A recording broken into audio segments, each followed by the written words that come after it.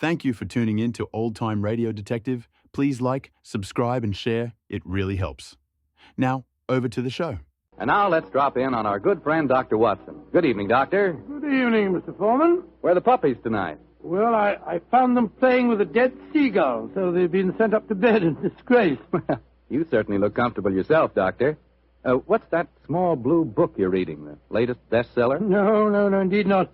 This book was never a bestseller, my boy. It's entitled Practical Handbook of Bee Culture, with some observations on the segregation of the queen. Quite a catchy title. Who's the author? A fellow by the name of Sherlock Holmes.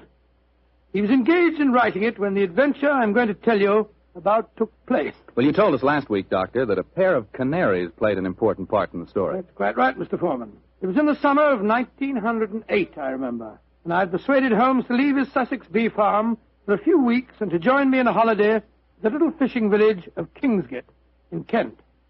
We were staying at a charming little inn called the Fisherman's Arms, and for the first few days, our holiday was a delightful one. And then, I suppose, Doctor, strange things began to happen. They did indeed, Mr. Foreman, they did indeed. Very strange things.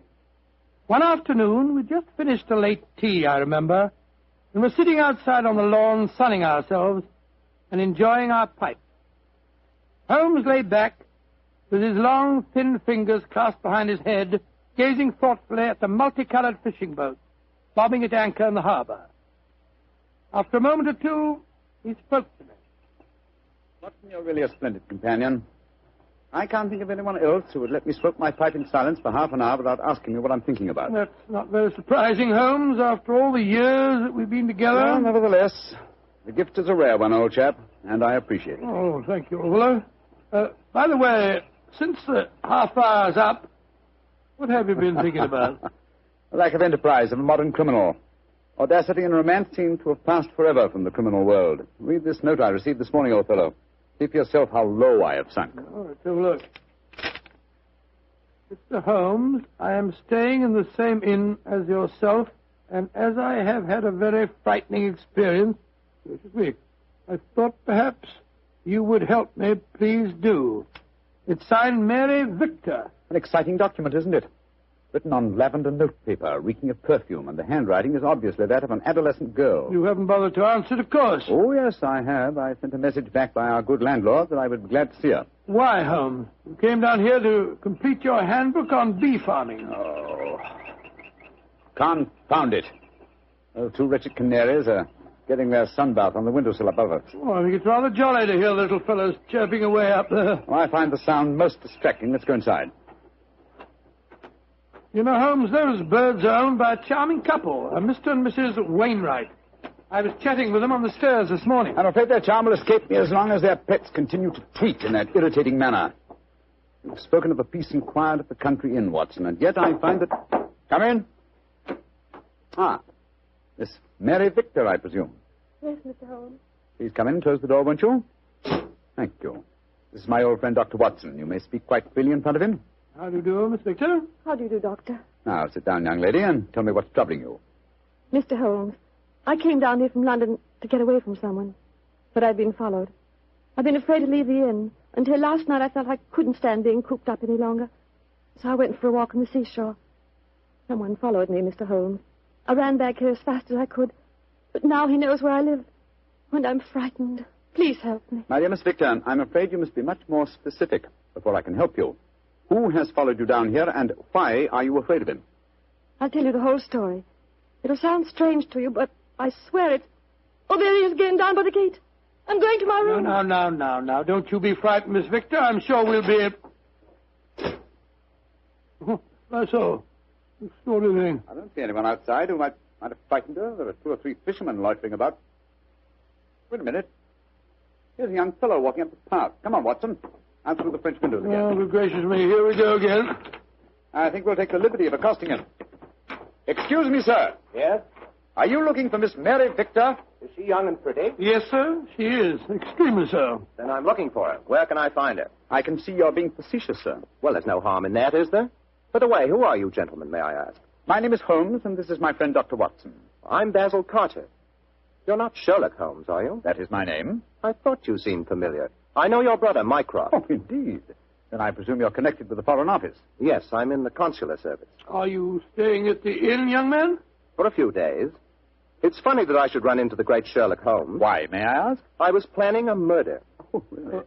But with you Murder? gentlemen here, I see that I shall have to be very discreet. Who is your intended victim, may I inquire? There are two of them. The two canaries in the room next to mine. Oh, Canary. For a moment I thought that you were really serious. But I am serious. The wretched creatures have been driving me mad. Yes, I quite sympathize with you, sir. I've been thinking of committing a slight case of mayhem on them myself. We can take one apiece, Mr. Holmes. Well, I'm glad to have met you both. I'll probably see you again. Goodbye. Goodbye, sir, goodbye. I don't like that fellow, Holmes. If you ask me, he's the man who's been frightening the poor girl that came to us. He had a peculiar look on his face when you asked me he was looking for Mary Victor. Well, there's only one person who can settle the question, and that's the young lady herself. Come on, old fellow. Let's go back indoors. Shh. Here comes Wainwright, the owner of the Canaries. Good evening, Mr. Wainwright. Good evening, gentlemen. This is my friend, Mr. Sherlock Holmes. I am honored to meet you, sir. How do you do, Mr. Wainwright? Beautiful evening, isn't it? I just took a stroll down to the store to get some more birdseed. By the way, Mr. Holmes, I hope our canaries don't bother you. Little fellows are such a comfort to my wife and me. Oh, no, not at all, sir. I find their chirruping very soothing. Oh, I'm so glad. Good night, gentlemen. Good night, sir. Good night, Mr. Wilson. Not Wilson, Mr. Holmes. Wainwright. Oh, I beg your pardon. I'm so sorry. I thought you said Wilson. Good night. Not like you to mix up names, Holmes. I didn't mix them up, old fellow. I never forget a face. Mr. Wainwright is in reality Wilson, the notorious canary trainer, whom I had the pleasure of sending to prison for a 7-year stretch in '95. Some years later, he made one of the most spectacular escapes from prison in the history of crime, and has since managed to evade all efforts to recapture him. Great Scott, he seems such a sweet old fellow. Well, possibly he's reformed, but I doubt it. Our stage is set for an intriguing problem, old chap, and our cast is an interesting one. A frightened young girl, a diplomat of uncertain integrity, and a noted criminal. Watson, I have a feeling that once again the game's afoot.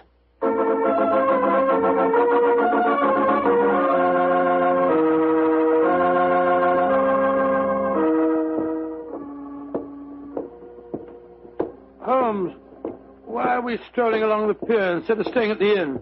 I thought you said that you were expecting trouble. I am, old chap, and I'm sure it'll find us out. You know, Holmes, I'm still completely mystified by the behavior of that girl, Mary Victor. I knocked at her door last evening, again this morning.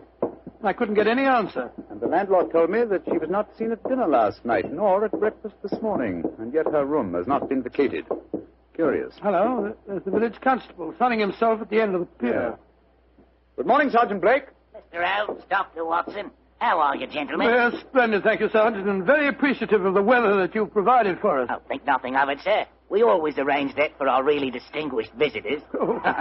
By the way, Mr. Holmes, I was reading one of your friend's stories about you last night. The one called The Adventure of Mysteria Lodge. That was, Wisteria Lodge, you foolish fellow. Well, maybe it was. Anyway, I was reading it aloud to me old woman. And if you don't mind my saying so, Mr. Holmes, we both thought you made a bad mistake. Oh, really? Though, of course, you come out all right in the end. Dear me, Sergeant, I stand reproved. Excuse me, Sergeant. Holmes, look. Look at that figure standing by itself right at the end of the pier. Mm-hmm. Our friend Wilson, the canary trainer. He's got a revolver. Here, we don't want any of these goings-on in Kingsgate. Come on. Here, you. What are you doing waving that revolver about? Keep back, the three of you. I'm the law here. Don't you tell me what to do. Keep back, I say. I'm not afraid to fire. Better do as he says, Sergeant. You don't want to trifle with. Just exactly what are you up to, Wilson?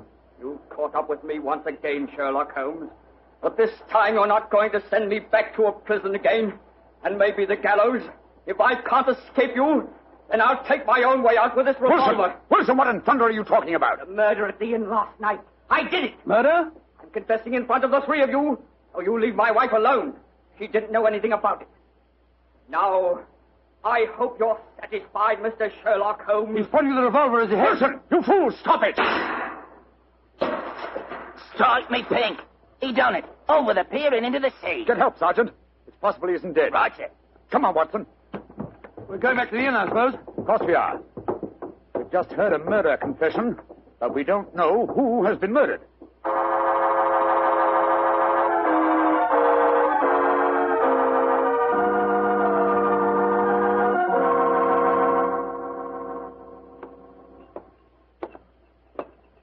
Holmes. Holmes, what was the telegram that you sent off just now? A message to my brother, Mycroft. The innkeeper informed me that Basil Carter, the young diplomat we met yesterday, left the inn rather hurriedly in the early hours of this morning. Come on, let's go upstairs. Well, we'll have to break the news to Mrs. Wainwright, I suppose. Before we do that, I think we'll see if Miss Victor's in her room. Which one is it? Here, top of the stairs. We'll take the liberty of looking in. Miss Victor hasn't been seen since last night. Uh-huh. Unlocked. Lord, what a mess. Clothes strewn all over the place, open suitcases. Yes, it Look looks at as if the young lady had been planning an immediate departure. Where can she be? No one's seen her since last night. Oh, I beg your pardon, gentlemen. I thought I heard Mary Victor come in. I'm Mrs. Wainwright. Mrs. Wainwright, I'm afraid we have some rather bad news for you. Your husband shot himself a quarter of an hour ago at the end of the pier, and his body fell into the sea. Is he dead? We must presume so, madam. I left the police sergeant there searching for him. Sergeant Blake should be back here any moment now. So he did it. After all. You don't seem very surprised, madam. He threatened to do it. Mrs. Wainwright, before your husband shot himself, he confessed to committing a murder in this inn last night. A murder? Whose murder? At the moment, we're not quite sure. Oh, he must have been out of his mind. Mrs. Wainwright, I'm afraid I must ask you some rather painful questions. Are you aware that your husband was a criminal, that he served a prison sentence under the name of Wilson? Yes, I knew that. He told me when we were married 2 years ago. But he said that he'd gone straight ever since he'd come out of prison. That's why he changed his name. He was trying to make a fresh start. You know of no reason for his planning to kill anyone at this inn? None. And unless you find someone murdered, I wouldn't give too much thought to it. Yes, if you'll forgive my saying so, madam, you seem remarkably unmoved by your husband's tragedy. Why should I pretend? We were very unhappy together. This might be the best way out of it for both of us. Oh, my soul. My husband carried quite a large amount of life insurance. In the event of suicide, would that be payable? Depends on the policy, madam. But I must say that from your attitude, I begin to doubt whether your husband is dead. What do you mean? I mean that if Mr. Wilson, or if you prefer it, Mr. Wainwright, wished to disappear in spectacular style, what could be simpler than to pretend to shoot himself, drop into the sea... Mr. Ram. I'm up here, Sergeant. Ah, did you find him? Yes, Mr. Ram. We fished him out right away. Dead as a doornail. Shot himself through the head, he did. Well, that disposes of your last theory, Holmes. Did you find the revolver, Sergeant? Yes, ma'am. Got it right here with me. One bullet missing. Have you found out if anyone here's been murdered, Mr. I Holmes? found out very little as yet. Wait a moment. Listen. I don't hear anything. Exactly, you hear nothing. Yet we're within a few feet of the Wainwright's room. What do you mean, Mr. Harris? I mean that there is one sound we should be hearing very clearly at the moment. Why didn't I think of it before? The sound of your canaries chirruping. You've heard little else for days. Come on, Watson. Where are you going? Your room, madam. I'm afraid I must dispense with asking your permission. You're already in my room. It seems a little late even to mention the subject. Here's the bird cage, the windowsill. Oh, the birds are gone. No, old chap. If you look more closely, you'll see them on the bottom of the cage. Let me open this door and get one of them out. By Jove, Holmes. They're dead. And yet when we entered the inn a few minutes ago, they were still chirruping. But who on earth would want to kill a couple of birds? That, my dear fellow, is one of the things we have to find out. So far, I must admit I'm puzzled. We have a self-confessed murderer, and the nearest thing we can find to a corpse is a pair of dead canaries.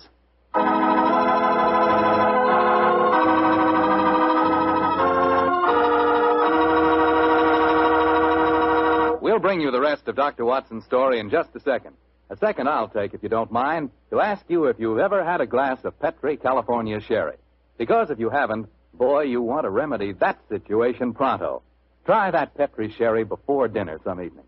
Look at its clear amber color. Smell the fragrance of those luscious grapes. And get a sample of that Petri flavor. Mmm. That Petri Sherry can turn the usual before-dinner lull into a main event.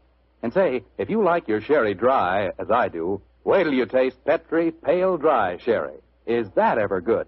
But after all, when it's a Petri wine, it's always a good wine.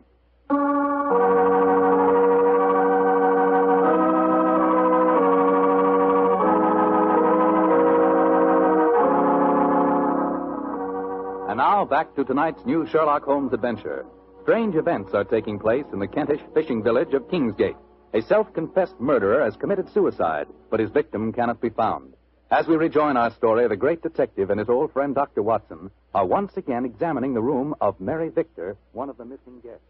You know, Holmes, the murder that Wilson confessed to before he committed suicide might have been the killing of those two canaries. I think not, old chap. Wilson obviously loved the creatures and kept them in spite of the fact that they were dangerously apt to identify him with his criminal past. Uh-huh. Interesting. Very interesting. Huh? What have you found? This note lying on Miss Victor's dressing table. Yeah. Have a look. You think you can hide from me, Mary, but you can't. Wherever I go, I shall follow you. So why not get wise to yourself and stop running away?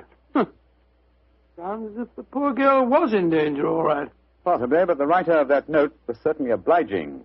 Though the letter is unsigned, he at least gives us a clue to his identity. Oh, what clue? The phrase, get wise to yourself, is very un-English.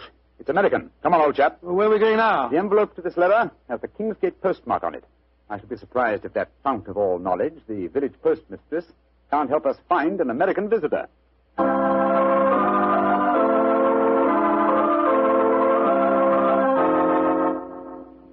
Yes, I know the young man you must be looking for, gentlemen. His name's Walter C. Bunker.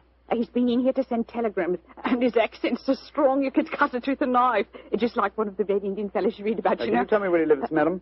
Well, there you can, sir. He's been rooming at Mrs. Bell's house, 15 Laburnum Grove, down behind the gas works. 15 Laburnum Grove, Mrs. Bell. Thank you. Thank you very much. I'm very much obliged to you.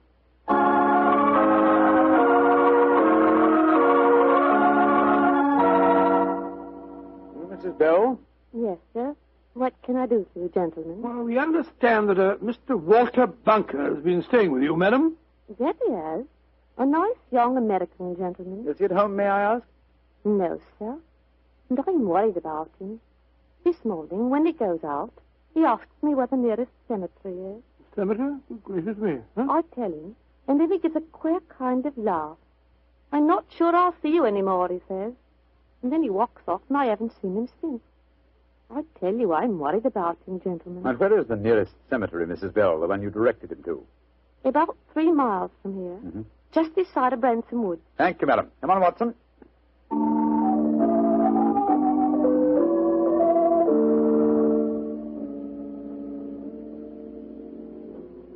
The cemetery seems deserted. The music comes from the church. Good Lord, it's a funeral. Or a wedding. Come on.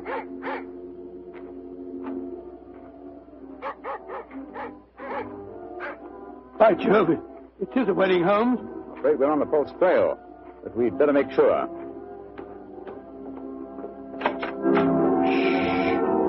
Quiet, gentlemen, please. The ceremony is just ending. Just one question. Can you tell me the names of the couple who've just been married? Miss Mary Victor from the inn, and a young American by the name of Bunker. Thank you. Yes, we have been following a false trail, confound it. The frightened young lady was merely frightened by her persistent American fiancé. The threatening letter that he sent her. Ambiguously worded, when you come to think of it. Anyway, we can cease to worry about Miss Victor. As she is now Mrs. Bunker, I think we can assume that she's out of all danger. We've got to start all over again. Oh, no, my dear fellow. The field is narrowing. We'll head back to the inn now, and I have a feeling that we're on the last lap of our strange adventure.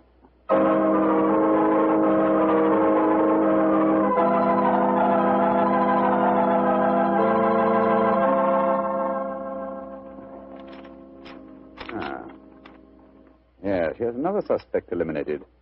This telegram is from my brother Mycroft. I telegraphed him earlier on today to check on the movements of Basil Carter, the young man who left the inn so mysteriously in the early hours of this morning. His answer informs me that the gentleman in question was recalled to the Foreign Office suddenly and arrived quite safely a few hours ago. Well, now I'm completely puzzled. And I, old fellow, at last see daylight. Wish I did, Mr. Holmes. Sergeant, go upstairs and get the dead man's widow and bring her to my room, please. And then I think I can give you the solution to this problem.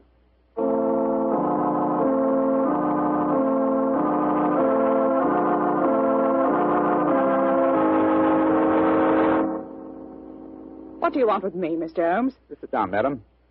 You and Sergeant Blake make yourselves comfortable.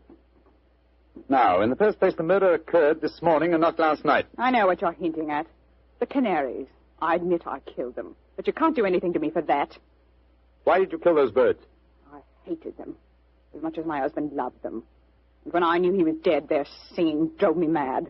And so I killed them. But they must have been already dead when we told you of your husband's suicide. True, Watson, but the lady was fully aware that her husband was dead when we informed her of the fact. You see, she murdered him. You're talking rubbish. Yes, Mr. Holmes. How could she have murdered him? We saw him shoot himself before our eyes. Because when Wilson raised that revolver to his head, he was convinced that it contained blank cartridges. Unfortunately for him, his wife had deliberately replaced the blanks with live cartridges. But great heavens, why? How? Let me reconstruct the case for you. Wilson, with the connivance of his wife here, had contrived a disappearance plot. He knew that I had spotted his real identity, and so he planned this rather dramatic exit. Confessed to a non-existent murder, and then, well, had his plan materialized, he was to shoot himself with a blank. All from the pier, an apparent suicide. What a fantastic scheme, but how did he plan to get away? Well, he would have swum under the water, safe distance, and so made his escape. Oh, his plan couldn't work possibly. No, probably not, not. But at least it was ingenious. He would have destroyed his true identity and had his revenge on me by making the search for a murder that had never been committed. Unfortunately for him, his wife was his accomplice and saw in the scheme an excellent way of killing her husband. You think you're so very clever, Mr. Holmes, but even if it were true, how could you prove it? Observe this revolver, Mrs. Wilson. It's the one your husband shot himself with. What can you prove from that? Ever hear of fingerprint tests? I've heard of them. But that revolver's been underwater. True, quite true. But thanks to the researches of my excellent friend, Dr. John Thorndyke, an infallible test has been discovered for recording fingerprints even after immersion in seawater. I applied the test to the prints on the revolver and the bullets and compared them with some that we found on the water glass in your room. They are the same, Mrs. Wilson. Now, does a man let his wife load his suicide weapon? Sergeant Blake, I think it's obvious that the time has come for you to take over the case. All right, so I did change the bullets. I hated him. I'm glad he's dead. What's more, I'd do it again.